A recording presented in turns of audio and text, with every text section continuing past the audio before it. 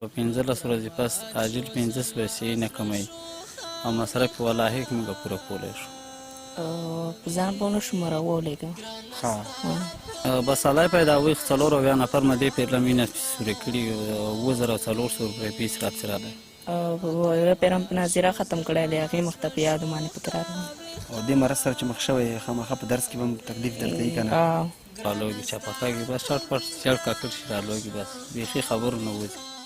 وړي وړي سلګۍ دي نیمه شپه ده ډېوه مړه ده د چا د ارمانونو جنازه ده ډېوه مړه ده وړي وړي سلګۍ دي نیمه شپه ده ډېوه مړه. بسم الله الرحمن الرحیم. د المقدس خیریه بنسټ قدرمنو لیدونکو سلامونه نیکې هیلې احترامات درته وایم.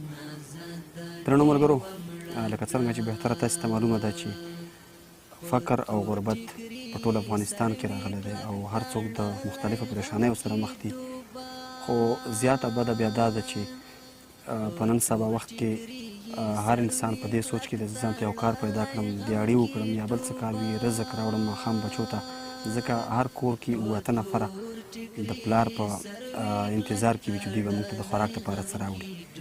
خو بیا داسې کورنۍ چې هغه په کور کې داسې مریض لري چې اوږده مریضتیا وي، د ژوند سره برابره مریضتیا وي، یعنې بیخي د علاج وس نه وي، ځان ته به رزق پیدا کړي که دغسې اوږدې مریضتیا یا دغسې مریض غم به وکړي چې هغه په اوږده رنځ باندې اخته وي.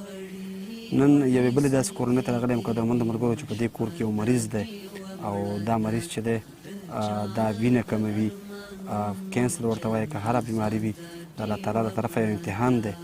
زما تر څنګ دغه ناست تنکی ځوان چې دی دا د دغه ورور زوی دی، د ده نه حالات اورو او وینه کموي. تاسو د ټولو نه غوښتنه کوم درنو ملګرو که په هره برخه کې د دغسې بېوسه خلکو سره مرسته وکړئ، ځکه دا خپل ځان ته حیران وي چې زه ماښام ته رزق وګټم او که دې له وینه راوړم.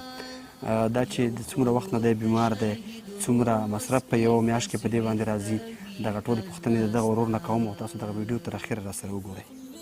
پروس کال نادلې په دغه مرستیا باندې اخته شوی ورو 15 ورځې پس عاجل 15 پیسې نه کموي او مصرف یې ولاحق موږ پوره کولی شو.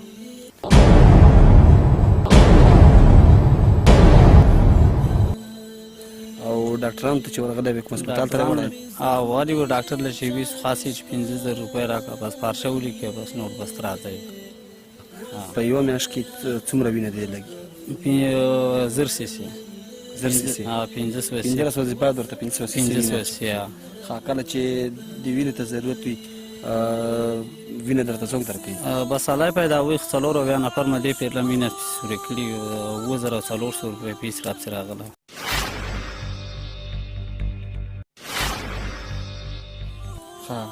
2400 روپۍ بیل د اینې هغه راپسې راغله او د ډاکټر لا د اینې ټسټ کېدو هغه خاص د خلکو اینې راکول هغه دې کې یو کس اینه مو راسره سمه ونه وته بیا یو کس همداسې علافنامه بل راکړه. او دغه روپۍ چې دغه تېر ځل تا دې ته وینه په واچوله دا تا د کوم ځای نه کړې؟ تا 15,000 روپۍ یو کس راکړې 15,000 بل 60,000 روپۍ مصرف رانه شوی کمدارې. کله چې وینه کمه شي که نه، یعنې هغه وخت راورسېږي وینه نه وي، غوړکی زوبکاږي رالوږي زوب شي رالوږي چپاکاږي بس چټ پټ چړ کاکړ شي رالوږي بس بیخي خبرو نه وځي. اوس شتمنو نه څه غواړې؟ زمونږ اوس دا وړکی مطلب 15 ورځې پس دا اینه کموي که نه چې اوس هر رقم کومک وسه شي که وینې هغې که همداسې نغد روپو غوي چې موږ سره هر رقم کومک الله به ډېر ښه نیک ځای کې ولږ کار کوي. څومره فامیل ته ټول څو نفر؟ تقریبا موږ 11 نفر یو. څه کار کړي؟ بس لاندې بازار کې واوره خرڅوي ماښام بیا 1500 پاتې لیا تاوان.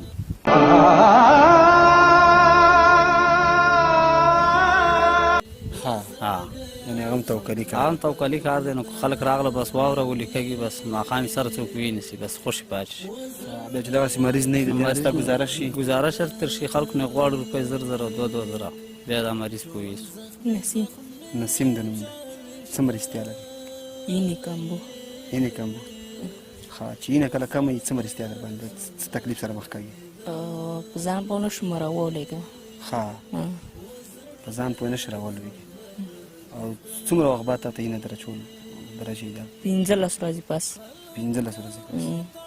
ښه. او مکتب وایي یا مدرسه؟ او مدرسه وایي. ښه. قرآن مجید کوم ځای ته رسولی دی؟ یو پیرم په ناظره ختم کړی دی، هغې مخ ته په یادو باندې پکې را روان. او دې مرض سره چې مخ شوی یې خامخا په درس کې به هم تکلیف درته وي که نه؟ په درس کې تکلیف وي؟ درس کې راته تکلیف وي. نو شتمنو خلکو نه څه غواړې ته؟ چې هره کم مرسته یې موږ سره دی وکړه، که د اینې هغه که د پیسو هغه. قدرمندو دوستانو، د دغه ورور خبرې تاسې هم اورېدې، د دې تلکي ځوان خبرې تاسې هم اورېدې. دا فلحال د مدرسې یو طالب العلم دی، د قرآن زده کړې ته ناست دی. نو ډېر ثوابونه او اجرونه به ستاسو په دغه مرستو باندې کېږي، که کوم شتمن ورونه یې، که په هېواد کې دننه یې، که د هېواده بهر یې. تاسې مخکې هم موږ سره د دغسې مریضانو لپاره ډېرې مرستې کړي دي او ستاسې په مرستو باندې په ډېرو کورونو کې خنداګانې راغلي دي، بېرته خلک خوشحاله شوي. دغه مرستې الله رب العزت ورنه اخیستې ده. نو موږ سره هیڅ نشته قدرمنو ملګرو، دومره کولی شو چې د دغسې کورنیو حال تاسې ته در وړاندې کړو، بیا قضاوت تاسې کوئ. نو که د بهر هېوادونو دي تر اوسه موږ سره ډېرې مرستې کړي دي، که په هېواد کې دننه د چا څرنګه وس شوی دی، زموږ ویډیو لیدلې ده، د مریضانو سره، د مالرینو سره، د کونډو یتیمانو سره یې مرستې کړي دي.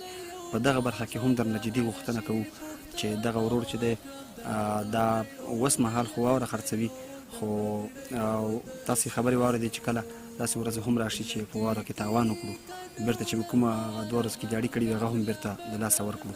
نو درنو ملګرو، ډېرې خبرې کول نه غواړم، بس همدومره خبرې بس وي چې په دغه کور کې دغسې ستونزه وه او ستاسو په مرستو په دغه کور کې دغه ستونزه انشاءالله د منځه ځي. جدي مرسته وکړئ، که د چا څه د وسه کېږي. د وینې ګروپ یې دی AB پازیټیو، یعنې AB مثبت. AB مثبت یې د وینې ګروپ دی او د دې ورور د ټلیفون شمېره هم په سکرین باندې تاسو ته ښکاري.